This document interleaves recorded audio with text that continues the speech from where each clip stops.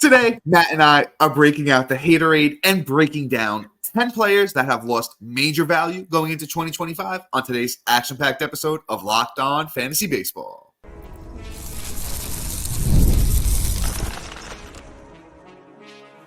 You are Locked On Fantasy Baseball, your daily fantasy baseball podcast. Part of the Locked On Podcast Network, your team every day. Hello, fantasy baseball fanatics, and welcome to the Locked On Fantasy Baseball podcast, brought to you by the Locked On Podcast Network, your team every day. As always, we're your number one source of fantasy baseball knowledge, and thank you for making us your first listen each and every day. I'm your host, Dominic Martino. You can find me on Twitter at DomMartinoFB. Here, as always, with my brother, my co-host, my partner in crime, Matthew Ane, and you can find him on Twitter at Matthew_Ane. If you're listening on a platform like Apple or Spotify that allows 5-star ratings and reviews, we would truly, truly appreciate it if you could do that for us. And if you're watching on YouTube and you haven't already, hit that little bell below. It will subscribe you to the channel and give you notification every time we drop a new episode. And lastly, but most importantly to Matt and I, guys, join us on the Subtext platform. Through Subtext, it's an in-depth personalized experience through text message alerts right to your phone, offering so much more than we can in this 30-minute podcast. And I keep saying it, but we're in the home stretch here, and you really could use that extra help, a little edge to put you over the hump to get you that fantasy baseball championship that you need through Subtext.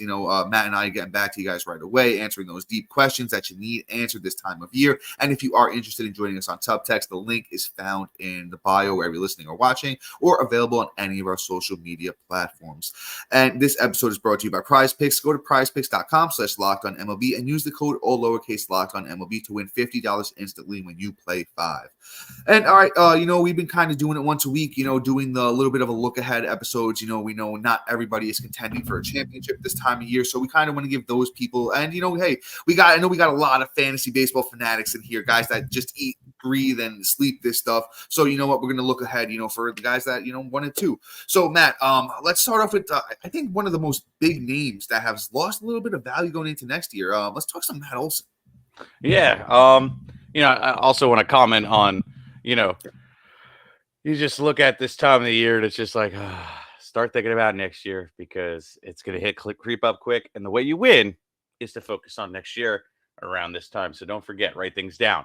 But Matt Olson, man, oh man, it's been a season. I'm saying that more of exhausted than I am saying, wow, this was a great season. 541 at bats, 70 runs, 33 doubles, a triple, 25 home runs, 81 ribs, 58 walks to 155 strikeouts, and a whopping batting average of 237, an OBP of 317, a 440 slug, and an OPS of 757. Now, obviously, these are all career low numbers in his repertoire. Like, this is the worst season, I think, in his entire career. Like, usually he's on pace for at least 35 home runs, outside of 2018 and 2017 when he was a little pup at 23 and 24 years old. Other than that, the dude has been rocking and rolling with home run numbers of 36, 39, 34, 54.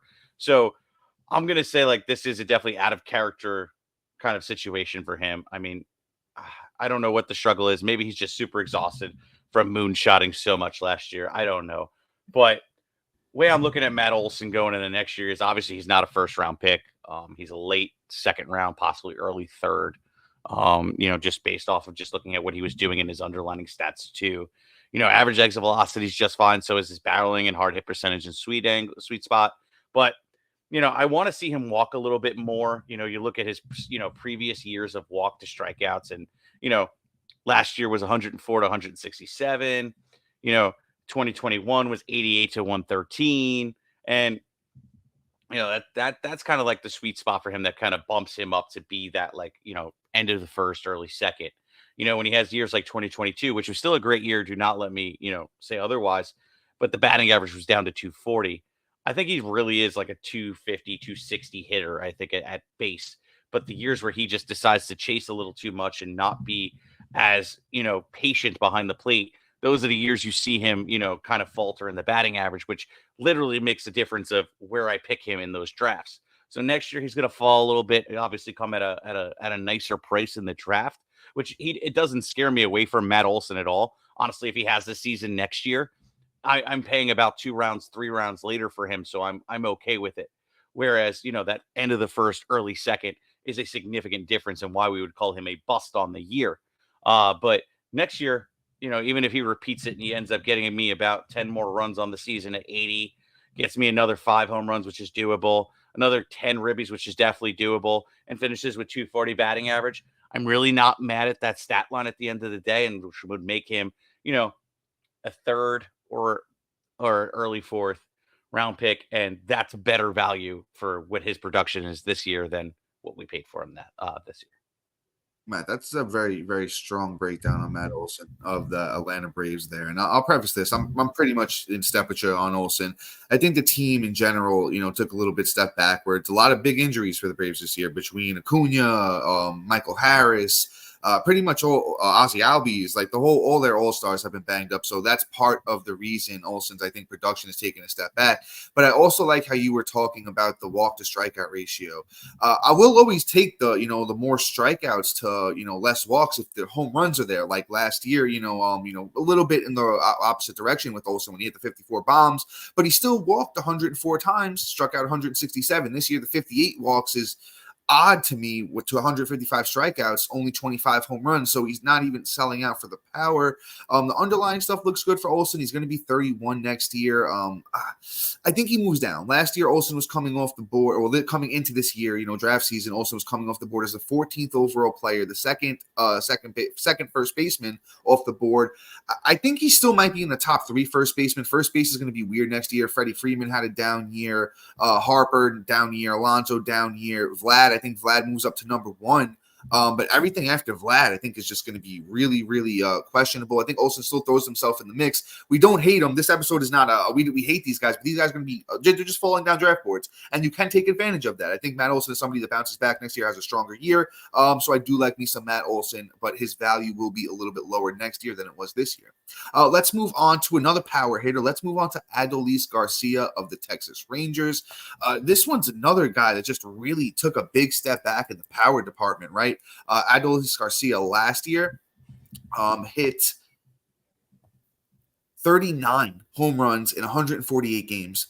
Through 9 less games this year, only 22 home runs for Garcia. He had 107 RBIs last year, only 73 this year. Had 108 runs last year, only 62 this year. 245 batting average last year, 216 this year. Garcia's down in every category. He's 31 this year. He's going to be 32 next year. We were talking about how we're going to be in on Matt Olson. I think I'm out on Garcia next year. I don't see myself drafting him. He still hits the ball really hard, but doesn't do anything else particularly well. The sprint speed is down too. So, a guy who, a couple of years ago was stealing some, significant bases in 2022, Adolis Garcia stole 25 bags. Don't ever think we're going to see that kind of level of steals from him again. He might be the kind of guy that gets like around 10 a year. I think the batting average is moving in the wrong direction. I just think he's a next year guy that we're definitely going to avoid. Real quick, I just wanted to see where he's coming off the board. I believe, honestly, I think he was a top 10-ish outfielder. Coming off the board, Adolis Garcia this year, draft season, 12th outfielder off the board, pick 37. I don't think he's a top 30 outfielder next year. Yeah, I don't agree. I don't have him as a top 10, probably as a top 20, maybe top 30. I got to do rankings first. Like, I'm not going to say, hey, like, this is where he falls and this isn't set in stone. But, like, I got to look at a few things that were like, okay, we got to be a little bit of the checks and balances and not overreact to a poor performance in a year. Where, like, some things stick out as, hey, like, what can be corrected, what can't, right? So average exit velocity is sitting at 91.2 miles an hour. That's excellent. He's barreling a good percent of the time and creating hard contact at almost 50% of rip, right? Those are all great things. The things that aren't performing well is his launch angle. He goes to drive line or anything of the sort in the offseason, and that could definitely change. Okay. What we want to see is for him not to chase as much. I don't think he's an elite stolen base guy anymore. Like you said, I agree on that front. But I'll take 10 stolen bases if I get something close to like 250 batting average with 30, 35 home runs. And that team also, too, is going to have a positive regression next year, too. So we're going to see ups in both the runs and ribbies category, where I think Adolis will have a nice bounce back. We're going to get him as a value next year. So I think that, honestly, I think a deeper dive after we've calmed down from the reaction of how he performed this season will kind of give us a better picture on what Adolis Garcia actually is going to be for fantasy in 2025. I feel like the base core numbers that we're looking for his production is still there, and it hasn't gone away yet. Yes, I understand the age, but everything else kind of points to there could be some positive regression, but we won't have to pay the top 10 price, which makes it painful to own him. You're getting him as a top 30 outfielder, anywhere from I don't know, we'll say 20 to 30. You're pretty happy with that price because outfield is shallow as hell. So you'll be surprised where you end up ranking Adolis Garcia. But coming up, we got guys like Paul Goldschmidt, Royce Lewis, and Bo Bichette, and how we're ranking them. Are they going to be as valuable? Where are we okay drafting them? Things like that. And these are guys you're going to want to keep in the back of your mind. So that'll all be coming up right after this.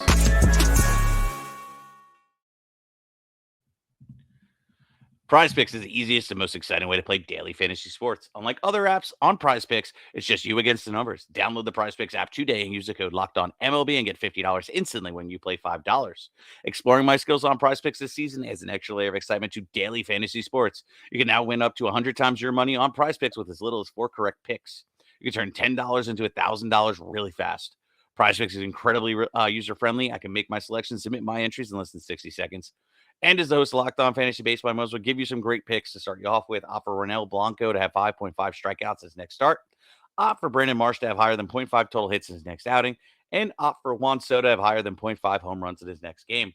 Download the Prize Picks app today and use the code LOCKEDONMLB and get $50 instantly when you play $5. Again, use the code LOCKEDONMLB on Prize Picks to get $50 instantly when you play $5. You don't even need to win to earn the $50 bonus. It's guaranteed. Prize Picks, run your game. You've heard us talk about FanDuel, America's #1 sportsbook. We all have something a little different for you now. Now through September 22nd, all FanDuel customers can bet $5 and get 3 weeks free trial of NFL Sunday Ticket from YouTube or YouTube TV. Then, with YouTube TV base plan, you'll be able to watch every regular season Sunday afternoon out-of-market game. All you need is a Google account and a current form of payment, and you can cancel anytime. And if that's not enough, be sure to check out FanDuel's Profit Boost in the app and use it for FanDuel's Double Your Wins for all of Sunday's 9:15 pregame moneyline bets. Profit Boost will be live starting Thursday 9:12.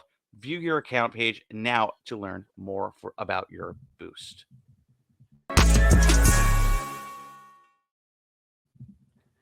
Are you watching Fox Sports and ESPN on your TV all day? Have you had to turn down the volume with all that shouting? Make the switch to Locked On Sports today, a free 24/7 streaming channel programmed for you every day to bring you the biggest stories without all that screaming.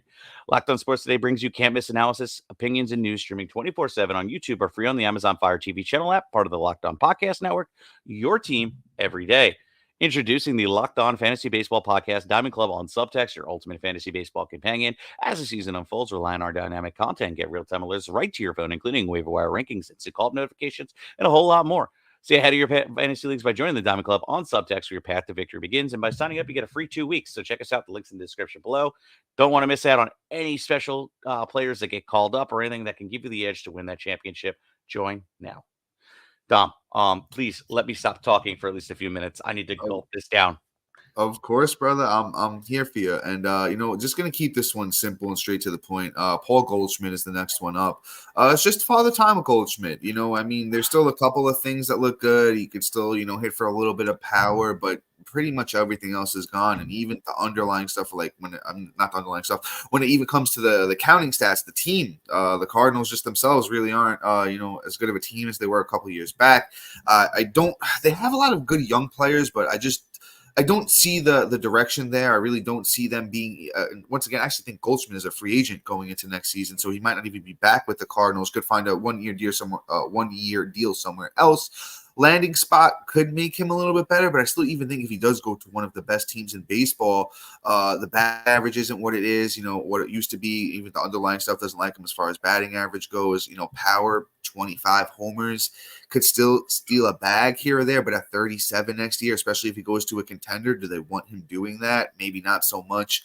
I just really think that's it for Goldschmidt. Going into the year, we kind of warned you guys, hey, avoid him in drafts. He was coming off of the board as the 8th first baseman, 56th overall pick.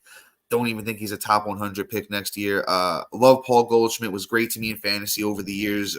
Had him a bunch of times, but that's pretty much all she wrote for Mr. Paul Goldschmidt.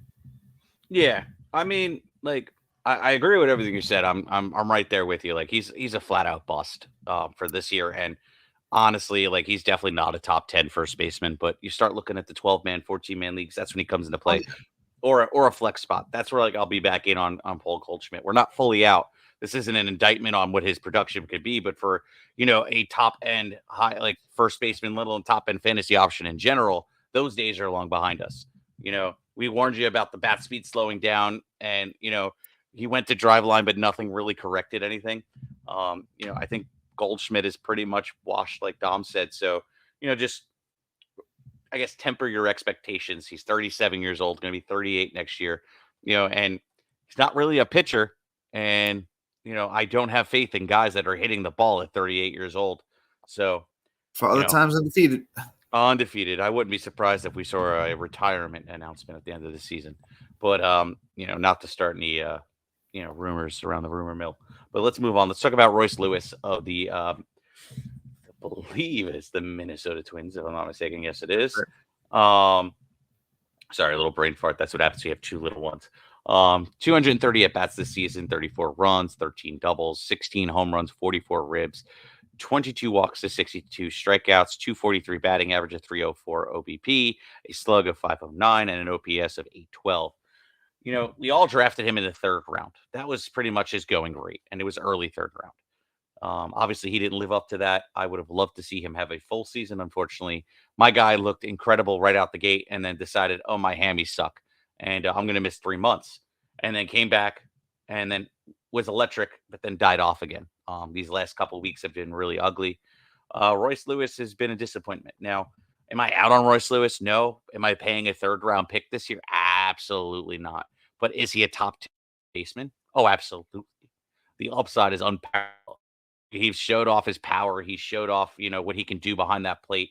And if he can add the speed into his repertoire, which I think they've just been holding him back because of the ACL and the hammies, this could be a whole nother level of what he can be. That's why we drafted him in the third round. But he also comes with this tag of being injury prone. My guy can't stay healthy, and he gives Alberto Mondesi a run for his money. So, that's why I'll probably have him ranked closer to 10 at the bottom of that rip versus the middle or top.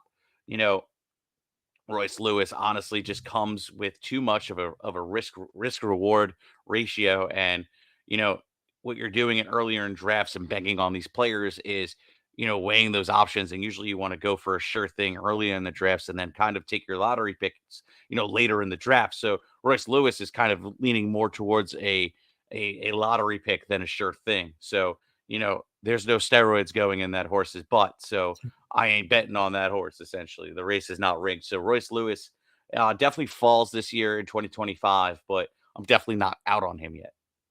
Yeah, we're in similar spots with Lewis here. Great job breaking him down. I want to preface this. The thing that makes Royce Lewis even scarier is I feel like I've seen this in sports before. Not just baseball. I've seen the uber talented player that just can't stay healthy. You compared him to Alberto Mondesi. I'll give you the Byron Buxton comp. I'll even go to basketball. I'll give you the Brandon Roy, Greg Oden comp. Just guys that had all the talent. Even T-Mac. T-Mac stayed healthier for longer than some of the stars that we're talking about do. But still, knee injuries killed him at the end of his career. And I think that I'm not wishing it upon him, but I could see the way that happens. And if the price is right, yeah, I'll take him, but I don't think I'm in for a top 100 pick. I definitely was. I tried to tell everybody this year I wasn't in on Royce Lewis this year at a third round pick. Just can't risk that price. You said it perfectly. That's too early in drafts for me to put that much risk on, my team. I like Ali De La Cruz was going around the same spot. I actually want to pull it up. I was just looking at spot. It was so they were going in very similar spots around drafts, and I was more of the Ellie guy because just the ceiling was a little bit higher. But Royce Lewis is there. Matt, you did a good job breaking him down. We'll revisit this later on. I do want to keep things pushing here. Let's move on to Bo Bichette. This one is coming up is Bo Bichette. Because Dom's a little excited because we've called him a bust, and find out where we're actually going to draft him coming up next. Tonal is the world's smartest and most effective strength training system that helps you get stronger, powered by AI. Tonal learns with every rep so that it delivers workouts personalized just for you. Tonal learns from your movement and provides suggested weight recommendations for every move. With detailed progress reports, they even create personalized programs and workout suggestions or recommendations based on your individual goals. It's like having a personal trainer at home with you, as Tonal will optimize every workout just for you. Unlike traditional gym equipment, Tonal uses adaptive digital weight to advance your training techniques, from professional athletes to the mom of three. Tonal is trusted by thousands who have become their strongest. Right now, Tonal is offering our listeners $200 off your Tonal purchase with the promo code LOCKEDONMLB. That's Tonal.com, promo code LOCKEDONMLB for $200 off.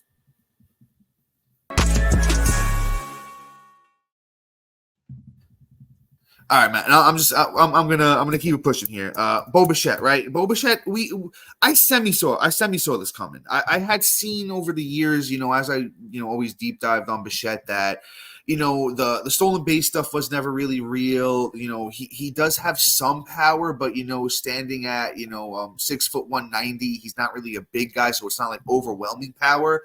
It's just like, hey, he can tap into it almost like a Jose Altuve-ish, who does have more power than Bichette, but it's almost like he can tap into it at times. So if you're talking a guy that's not helping you, not a plus in steals, not a plus in homers, counts on his team for counting stats, and is just really a batting average guy. So it was like, hey, if he ever really loses the batting average, he's not really bringing anything to the table, and it was like the perfect storm this year. That's exactly what happened with Bo Bichette. Once again, he plays for those Toronto Blue Jays, in case you forgot or just didn't know in general. On the year, I'll just read you his numbers: 306 at-bats, 29 runs, 4 homers, 5 steals, a 222 batting average. I know he's dealt with a plethora of injuries this year, and he's still on the IL. Just a guy that, like, what's the upside? That's my question with Bo Bichette. What is the upside? There's not 20 steals in his bag. Is it 30 home runs with a 300 batting average and 100 runs? Yeah, that's great, but I think that's like wishing, wishing upon a star with Bo Bichette. He's had similar seasons to that in the past, but that's when they were playing they weren't playing at home. The COVID stuff, they had to switch stadiums. They were playing in AAA stadiums for a while. So, I think a lot of Bo Bichette's numbers have been inflated in his career. Is he still the guy that can hit 300 with a lot of runs? Yeah, of course, but I think it's 25 homer upside. Just a guy that I'm really not going to be drafting next year. Kind of just wanted to check his ADP real quick. Bo Bichette was coming off the board this year as the 8th shortstop, pick 36 overall. I think we're going to have good value on him next year. If he's going outside the top 100, I might bite as like a utility guy or something like that, but I'm not paying, that much for, a glorified Luis Arias. It doesn't even hit for that crazy batting average. Man, I wish I had a good drop for this, because I want to take a victory lap and a half. I've caught so much flack from the Diamond Club, from the everydayers that have watched this show through the draft season and watched me call Bo a bust. And I was right. I wholeheartedly right. I made fun of you. I'm still making fun of you because you said I was crazy and I didn't know what I was talking about. But I hit this so hard on the head, it's not even funny. And it's even worse than we thought, too. That's the scariest part. You go in his Baseball Savant page and you actually look at how ugly and the drop-off it was from last year to this year. And it's been following the trend I've been talking about. Ex-WOB is at 305, ex-batting average is 259, his slug is at 382. His average exit velocity is 89.5. He's not barreling the ball at all, barely creating hard hits. He's chasing like a mother. Like, it's bad. And you see the decline if you go back and look at the last couple of years. And then you look at the decline from 2021, which is career year of the 29 home run season with 102 ribs and 121 runs, batting 298 that year. And then you go and you look at 22. He had 24 home runs and batted 290 and had 93 ribs and 91 runs. And then you look at 23, where he had 20 home runs and 73 ribs and 69 runs, batted 306. And then you look at this year, 4 home runs. And you look at 30 ribs. I mean, granted, don't get me wrong, this is 306 at bats. But the pace would literally be, you double this, right? He would have 8 home runs, 60 ribs, literally 58 runs. And he'd probably will get himself up to 240, 250 batting average on the year. Bo has completely fallen off at 26 years old. It's ugly. The And like, haterade is real. it's done. I finished it. It's Right, done. he said I finished it. Like I saw this name coming up and I chugged this bad boy. Bo Bichette is no longer good for fantasy. Now, here's the other thing. We no longer have to pay a top end pick. So if he's well outside the top 100, like I expect him to be, because he's not even going to be a top 15 shortstop for me, then I'm buying back in. Then I'll buy the dip. It's, this is the thing. It's like the stock market with players. You buy the dip. When the dip hits, that's when you buy. And when the peak goes, that's when you sell. So he's going to be the best thing because next year we're going to buy the dip. We're going to get him for cheap. And then we're going to sell him as high as he can be because I guarantee it's going to fall anyway.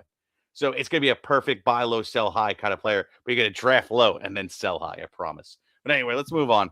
This is the funniest thing ever with this guy, Kevin Gaussman. The first year, Dom and I buy in on this kid.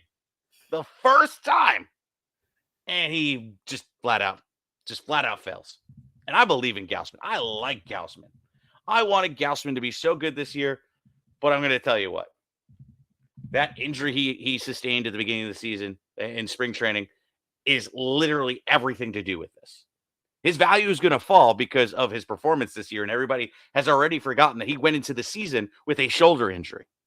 And the fact that he's 33, going to be 34 next year, is going to scare people off. You're going to be able to get him, I have a feeling, as a top 25, top 35 pitcher. And I'm all in on that.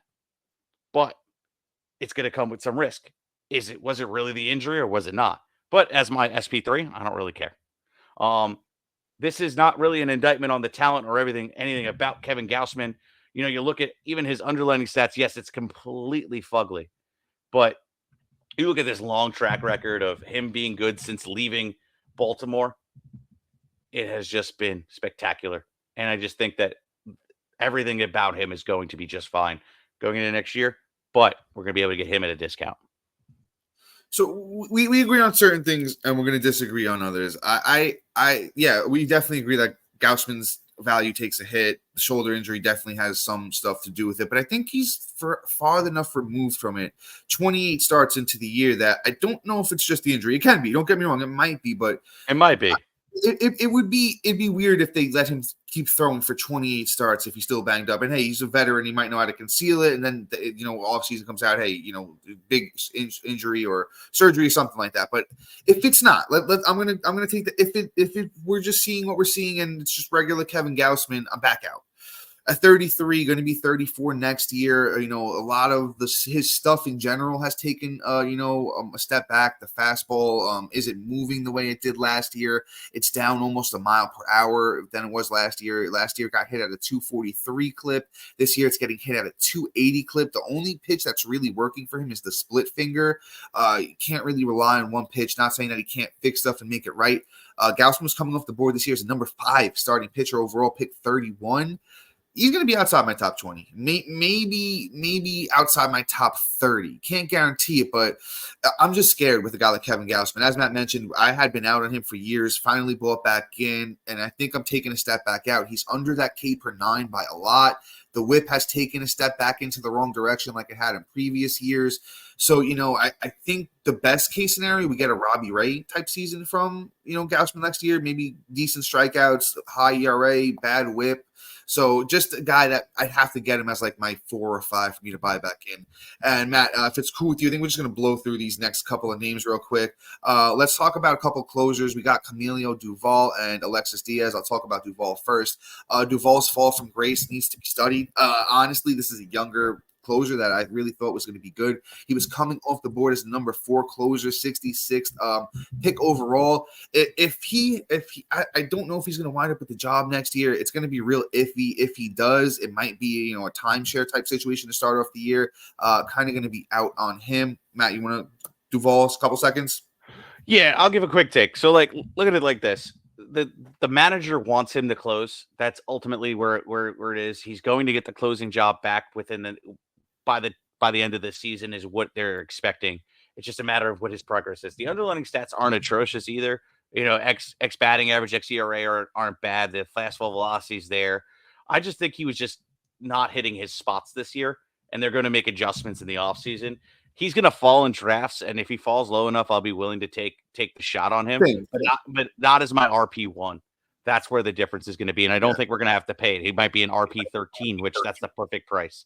Let's see what kind of changes he makes. I'm not ready to be all out on him.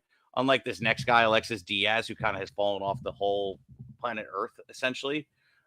Diaz, everything has been down. Fastball velocity. I mean, like, just like, let me just break it down for you. So, like, his xERA is at a 383. Whereas, you look at last year, he had a 307. You just look at like his average exit velocity is at 88.6. He's not whiffing guys. He's not creating Ks. He's not getting barreling. He's not doing anything. He's barely even getting saves. I think he has 20 saves on the year. He just got his 27th save. I apologize. 27 save this year. But like at the same time, you look at it and like, I was expecting a hell of a lot more from him. You look at last year and he had 37. Even though he's on the Reds did take a step forward, but yet he couldn't be successful. He was getting blown up. So like with Alexis Diaz, I'm like out. Like, I don't think he's going to be as valuable. He falls to an RP2 for me. Yeah, I'm similar take on Alexis Diaz, Matt. I'm not fully out. I think the talent is still there. The stuff is still getting decent results, but I'm not sure why the runs are coming in, because the pitches aren't getting hit like crazy or anything like that. Talent's still there. If I can get him outside of like the top 12 closers, I'll probably be back on him next year. Just one last name, keep it quick. Bobby Miller. We've talked about him so much this year, to honestly nauseum almost. Was coming into the year top 20 starting pitcher. The stuff, injuries, the stuff has been bad. He's been tinkering almost to a Trevor Bauer-like degree with his 5 pitches. I really think he needs to find 3 that really work and feature those and kind of just lock in here. I think the Dodgers are going to mess with Bobby Miller in the offseason. I think we might see a refined version of him coming into next year, and if we do and he has a spot in the rotation and I can get him late, I'll be back in. Bobby Miller is going to go super cheap. Definitely worth a lottery scratch. We'll be talking about him next year. But guys, please like, subscribe, comment, rate, review, do everything under the sun to make sure our show is popular. And if you think you're good, but you haven't shared our podcast yet, then you're doing yourself a disservice because you're probably not that good. Share the wealth and see if you can match up to your friends. And guys, since you love us so much, check out our boy Solio at Locked On MLB. Awesome takes on baseball as a whole. Check it out. That's it, guys, for today. Please like, subscribe, comment, rate, and review. See ya.